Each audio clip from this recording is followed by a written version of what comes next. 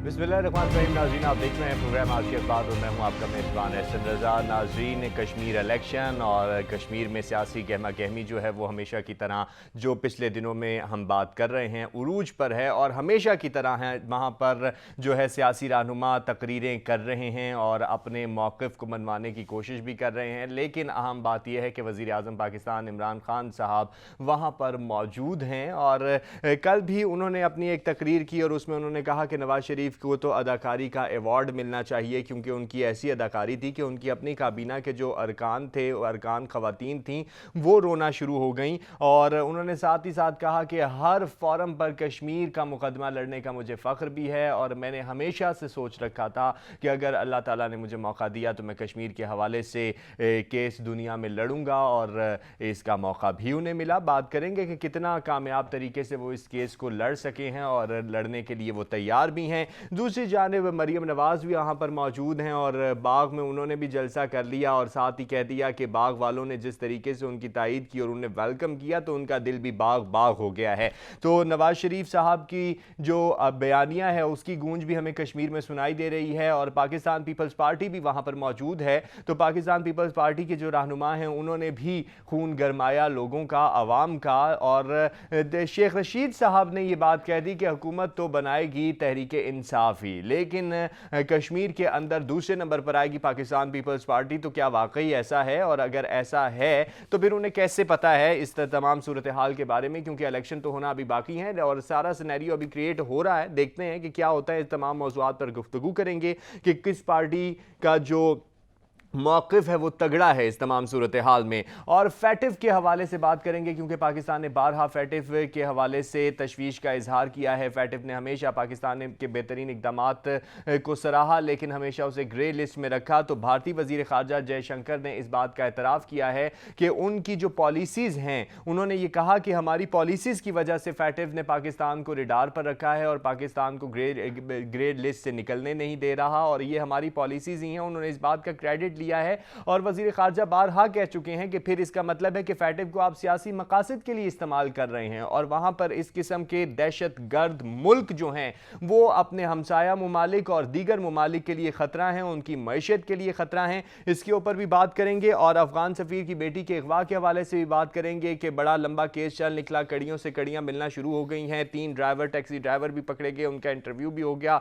वज़ीर दाखिला शेख रशीद साहब ने प्रेस कॉन्फ्रेंस भी कर दी और उसके बाद जब खातून से उनका मोबाइल इन्वेस्टिगेशन के लिए लिया गया तो उन्होंने रीस्टोर करके मोबाइल जो है वो उनको दे दिया इन्वेस्टिगेशन के लिए। तो ये मामला आखिर है क्या, इस पे भी बात करेंगे क्योंकि अफगानिस्तान की सूरत हाल जो है वो बड़ी ख़राब है, गुमगू की सूरत हाल है और दिन ब दिन हालात बिगड़ते जा रहे हैं। पाकिस्तान के ऊपर दबाव बढ़ता जा रहा है। अपनी स्ट्रेटेजिक कंडीशन के हवाले से पाकिस्तान बहुत अहमियत का हामिल है लेकिन दबाव उसके ऊपर बहुत ज़्यादा है। तो किस तरीके से पाकिस्तान ने उसको टैकल करना है। अब्दुल्ला कहते हैं कि अफगानिस्तान में अमन के ज़रिए से ही, अमन के मुज़ाकरात के ज़रिए से ही अमन आ सकता है, जबकि तालिबान कहते हैं कि किसी दूसरे मुल्क का स्टेक हम नहीं बर्दाश्त कर सकते और ना ही किसी दूसरे मुल्क के नज़रियात से हमें कोई फ़ायदा हुआ है और ना ही आइंदा होना है। तो इस तमाम सूरत हाल पर बात करेंगे। मुल्क में महंगाई भी बहुत ज़्यादा बढ़ चुकी है क्योंकि ईद करीब है और लोड शेडिंग भी अपने ज़ोरों पर है। तो हुकूमती कारकर्दगी के हवाले से बात करेंगे कि वज़रा कहते हैं कि हम महंगाई को भी कंट्रोल कर चुके हैं और लोड शेडिंग को भी। तो इन तमाम मौज़ूआत पर गुफ्तगू करने के लिए जो शख्सियत मेरे साथ स्टूडियो में मौजूद है उनका आपसे तारुफ करा दूं। तो जनाब राजा नज़ीर एडवोकेट साहब हमारे साथ मौजूद हैं, माहिर कानून हैं, तज्ज़ियाकार हैं। तो नज़ीर साहब बहुत शुक्रिया वक्त देने के लिए। सबसे पहले तो कश्मीर इलेक्शन की बात करेंगे। कश्मीर चलते हैं और वहाँ पर वज़ीर आज़म पाकिस्तान इमरान खान साहब मौजूद हैं और वो ये कह रहे हैं कि नवाज़ शरीफ साहब जो हैं वो बहुत बड़े अदाकार हैं, वो मुल्क से फ़रार हुए और उनकी इस अदाकारी पे मेरी का भी खास वो शीरी मज़ारी साहिबा को हमेशा इस बात का निशाना बनाते हैं। तो उन्होंने कहा कि वो रोती हुई नजर आई, बहुत सी ख़वातीन रोती हुई नजर आई। तो वो क्यों ख़वातीन रोती रहीं और किस तरह से नवाज़ शरीफ साहब चले गए और अब जो है उनकी अदाकारी की बातें हो रही हैं।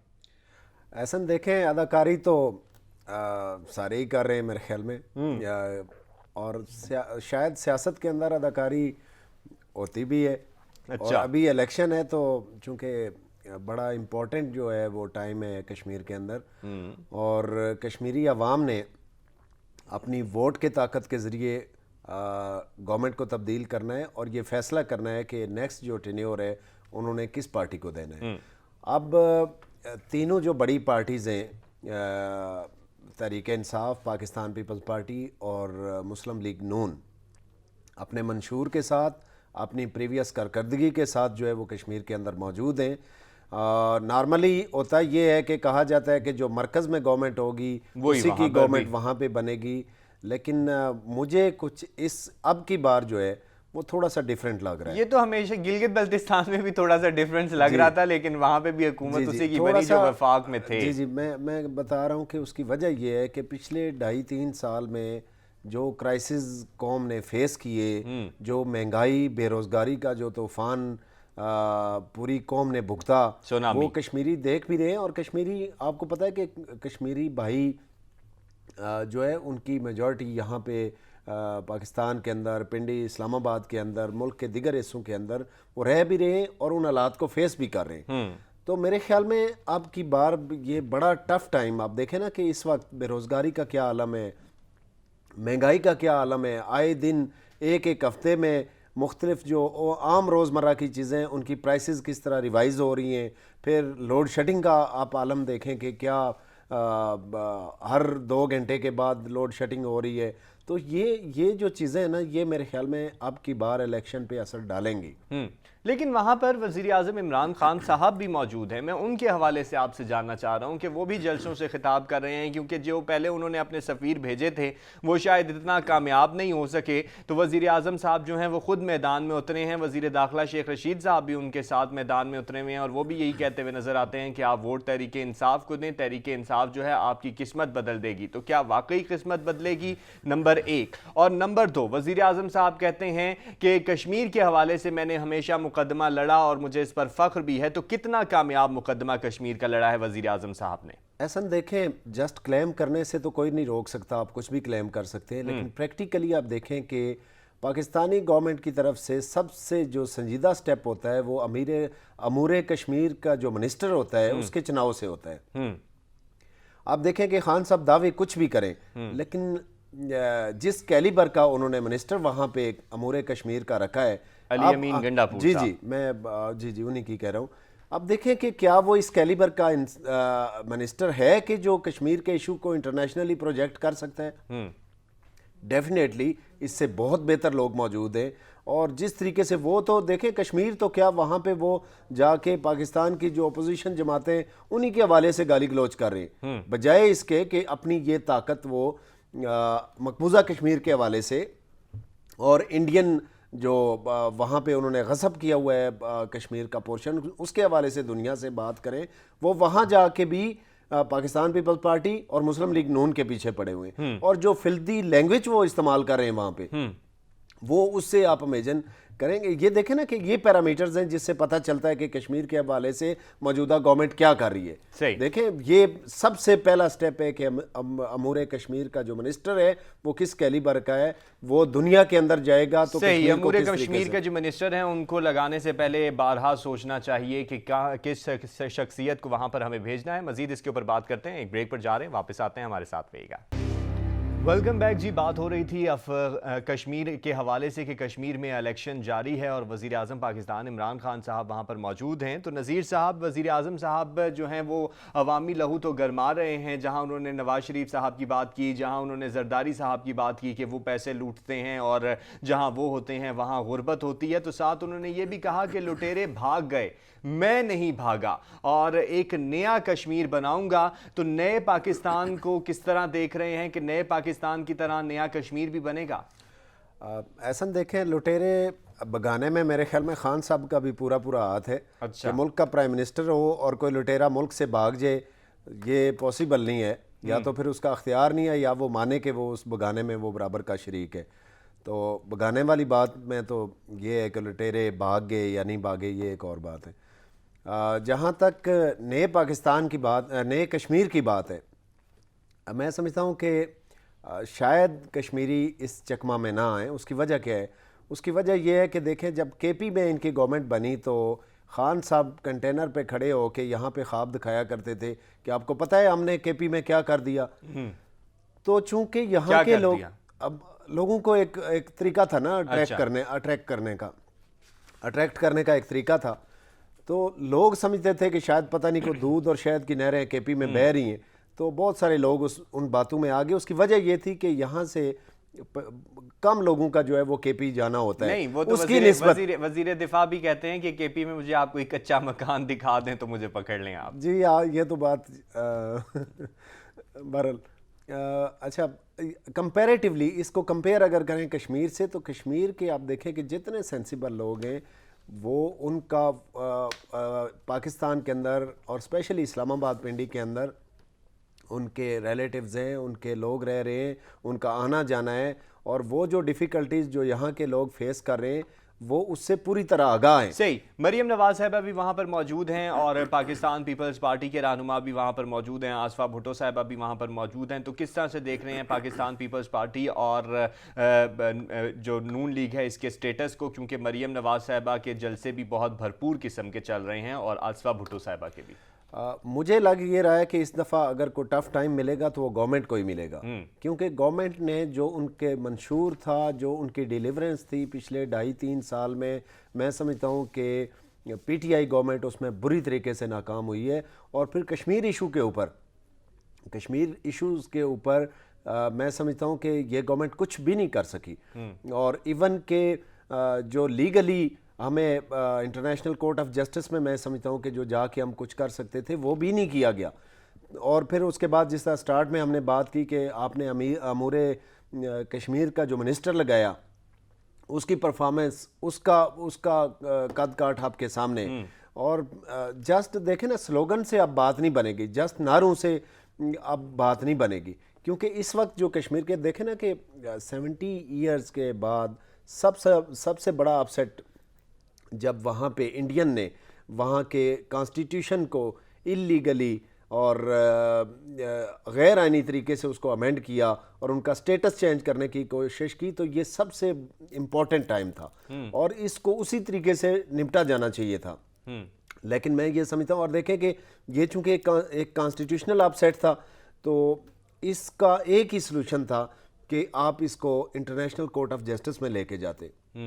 اس کی وجہ کہ اس سے قبل گلبھوشن کیس سے قبل انڈیا نے ہمیشہ انٹرنیشنل کورٹ آف جسٹس کی جورسڈکشن کو ایکسیپٹ نہیں کیا تھا، لیکن گلبھوشن کیس کے بعد اب پرنسپل آف ایسٹاپل کے تحت وہ پابند ہیں. اب جو بھی اگر کوئی فریق ان میں سے چلا جاتا ہے انٹرنیشنل کورٹ آف جسٹس میں کہ یہ جو امینڈمنٹس کی گئی ہیں انڈین گورنمنٹ کی طرف سے، یہ یونائٹڈ نیشن کی ریزولوشنز کے خلاف ہیں، انٹرنیشنل لاز کے خلاف ہیں، اور ایون کہ وہاں کے جو لوگ ہیں ان سے اس حوالے سے کوئی اوپینین یا کوئی رائے یا ان کی اسمبلی کی کوئی رائے نہیں لے گی.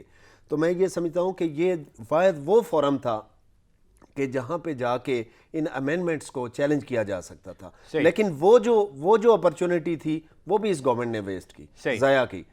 تو میں یہ سمجھتا ہوں کہ اب یہ نیا کشمیر کس طریقے سے بنائیں گے کہ سب سے پہلے تو دیکھیں کہ ہم نے اس کشمیر کے اس پارٹ کو بھی مد نظر رکھنا ہے کہ کشمیر کے حوالے سے جو بھی دونوں طرف کو مد نظر رکھنا ہے. اور ٹف ٹائم تو دے رہی ہیں سیاسی جماعتیں ایک دوسرے کو، لیکن دیکھنا یہ ہے کہ نتیجہ کیا نکلے گا، کیونکہ ہمیں کشمیر کاز کو ہمیشہ سر فہرست رکھنا ہوگا اور ہمیں اس کو امپورٹنس دینی ہوگی بجائے اپنے سیاسی مقاصد کے.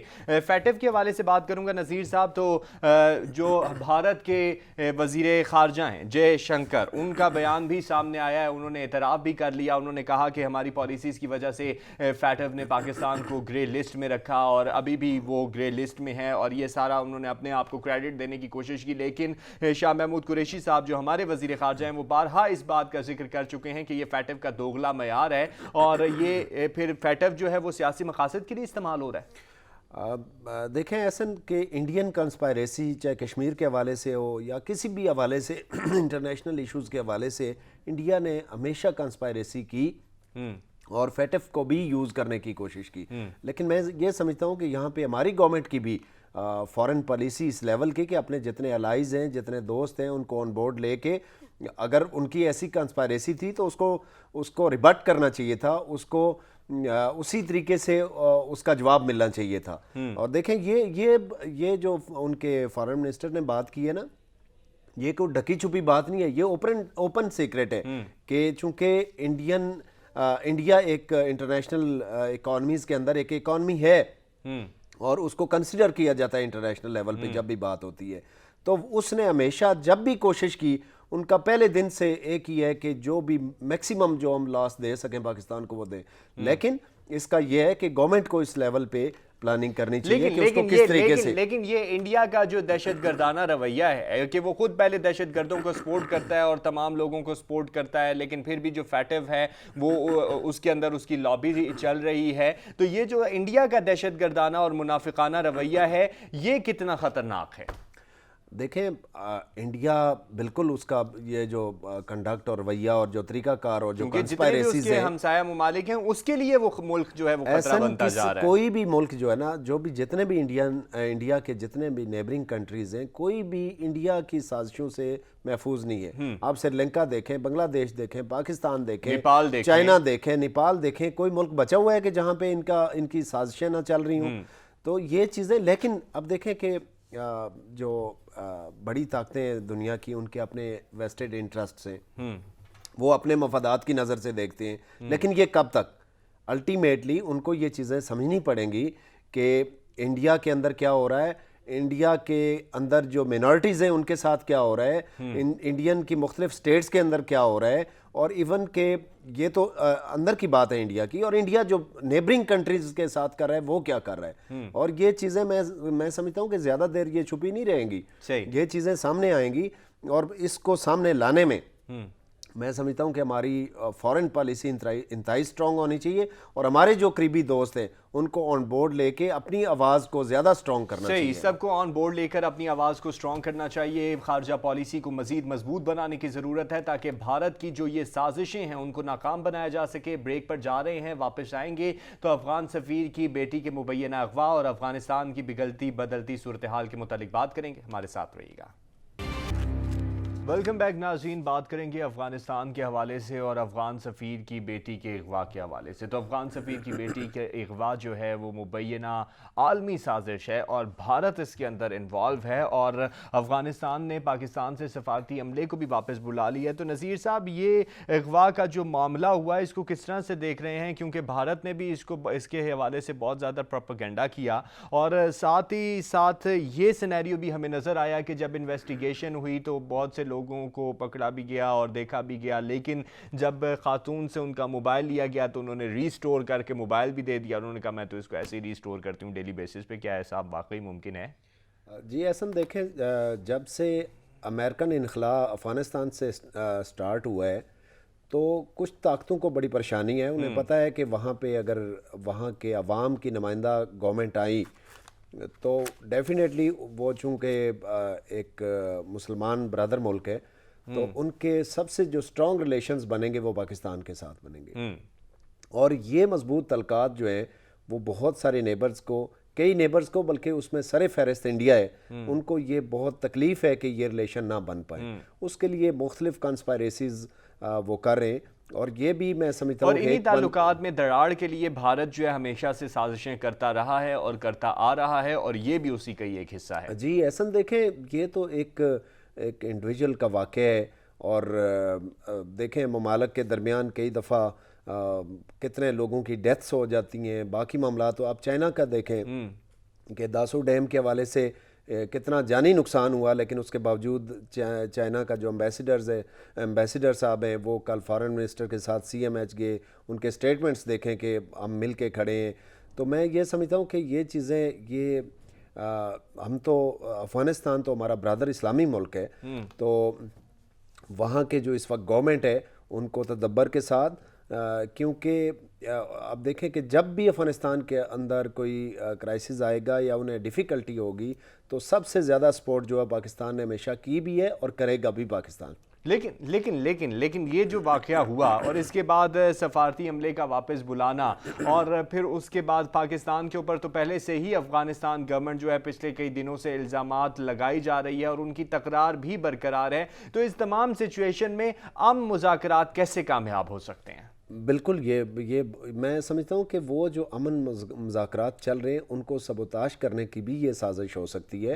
کہ دیکھیں کہ ایک واقعہ ہوا، ایک اٹیمپٹ ہوئی، اور اس اٹیمپٹ کو پاکستان کی لا انفورسنگ ایجنسیز نے کس طریقے سے ٹیکل کیا اور کتنا کوئکلی جو ہے وہ کلپریٹس تک پہنچے، یہ سارا دیکھیں. اور اس پہ دیکھیں کہ جو اور اس پر بھی جو خاتون ہے وہ تفتیشی ٹیم کو کوئی تسلی بخش جواب دینے میں کامیاب نہیں ہوئی، تو کہیں نہ کہیں تو انوالومنٹ ہے۔ جی احسن، یہی امپورٹنٹ ہے کہ دیکھیں کہ انویسٹیگیشن سٹارٹ ہی ابڈکٹی سے ہوگی، کہ ابڈکٹی نے جو ابھی تک جو انویسٹیگیشن کی ریکوائرمنٹس تھیں اور جو اس کا تعاون تھا وہ ابھی تک وہ پرووائڈ نہیں کیا پاکستان، لیکن اس کے باوجود پاکستانی انٹیلیجنس ایجنسیز نے، پاکستان کی لا انفورسنگ ایجنسیز نے بڑی پھرتی کے ساتھ ان کلپریٹس تک پہنچی ہیں اور اس کانسپائریسی کو ناکام کرنے کی کوشش کی ہے، ناکام بنانے کی کوشش کی ہے۔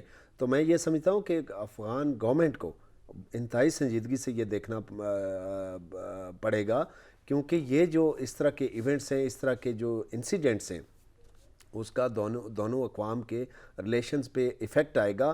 اور اگر اس طریقے سے جس طرح ایمبیسڈر واپس بلانا اور اس طرح کے سٹیپس، یہ تو بڑے پیک کے سٹیپس ہیں، کو بہت بڑا کو اپ سیٹ کو نیشنل لیول کا، انٹرنیشنل لیول کا اقوام کے درمیان کو بہت بڑا کلیش ہو جائے تو اس لیول پہ جا کے اس طرح کا سٹیپ لیا جاتا ہے۔ تو یہ تو ایک معمولی سا واقعہ، اور وہ بھی ایک انسیڈنٹ کی اٹیمپٹ تھی جو پاکستان کی لا انفورسنگ ایجنسیز نے ناکام بنا دی۔ تو اس کے اوپر میں نہیں سمجھتا کہ، اور وہ بھی ناکام بنائی اور جبکہ اس میں تعاون بھی نہیں کیا جا رہا، تعاون بھی نہیں کیا۔ اور پھر دیکھیں کہ اس کو اگر کنیکٹ کریں انڈین میڈیا سے، کہ ابھی یہ واقعہ ہوا نہیں اور انہوں نے ایک اپنی بھونڈی سازش کر دی اور ایک کوئی تصویر لگا کر اس کے خلاف سے پروپیگنڈا کرنا شروع کر دیا، جبکہ ان کی طرف سے جو افغان سفیر ہے ان کی طرف سے تردید بھی کی گئی کہ یہ تصویر نہیں، ان کی بیٹی کی یہ تصویر ہے۔ جی احسن، یہ اگر کڑیاں ملائیں تو اس سے یہ سمجھ یہ آتی ہے کہ یہ پری پلان کوئی چیز تھی جس کو بڑے طریقے سے، بڑی سازش کے تحت اس کو میڈیا پہ پروجیکٹ کیا جا رہا ہے اور افغانستان اور پاکستان کے ریلیشنز کو خراب کرنے کی کوشش کی جا رہی ہے۔ میں سمجھتا ہوں کہ اگر یہ افغان گورنمنٹ نے اس کو اس طریقے سے انڈرسٹینڈ نہ کیا، یہ ان کے لیے بھی، کیونکہ افغانستان کے جو عوام ہیں اور پاکستان کے عوام ہیں، ان کے ریلیشنز اس طرح کی چیزوں سے افیکٹ نہیں کرتے ان پہ، یہ بڑے گہرے تعلقات ہیں دونوں اقوام کے۔ اور اگر کوئی بھی گورنمنٹ اگر اس طریقے سے اس کو ٹیکل کرے گی تو اسے بڑی ہزیمت کا سامنا کرنا پڑے گا۔ لیکن نذیر صاحب، اگر تمام صورتحال میں دیکھا جائے تو افغان گورنمنٹ جو ہے ان کا جھکاؤ بھی اس وقت بھارت کی طرف ہمیں دکھائی دے رہا ہے، کیونکہ بھارت نے انہیں اسلحہ بھی پرووائڈ کیا ہوا ہے اور اس طرح کی سازشیں کر کے وہ پاکستان کو بدنام کرنے کی ناکام کوششیں بھی کر رہا ہے۔ تو اس تمام صورتحال میں پاکستان تو ہمہ وقت تیار ہے اور کوشش یہی کرنی پڑے گی ہمیں کہ بھارت کی جتنی بھی سازشیں ہیں ان کو ہم ناکام بھی بنائیں، اور اس طرح کے جو بھارت کے بھونڈے پروپیگنڈے ہیں ان کا ہم سامنا کرتے ہمیشہ سے آ رہے ہیں، مستقبل میں بھی اس کو ہم ری بیک کرنے کی بھرپور کوشش رکھتے ہیں اور بھرپور صلاحیت رکھتے ہیں۔ پاکستان زندہ باد، اللہ حافظ۔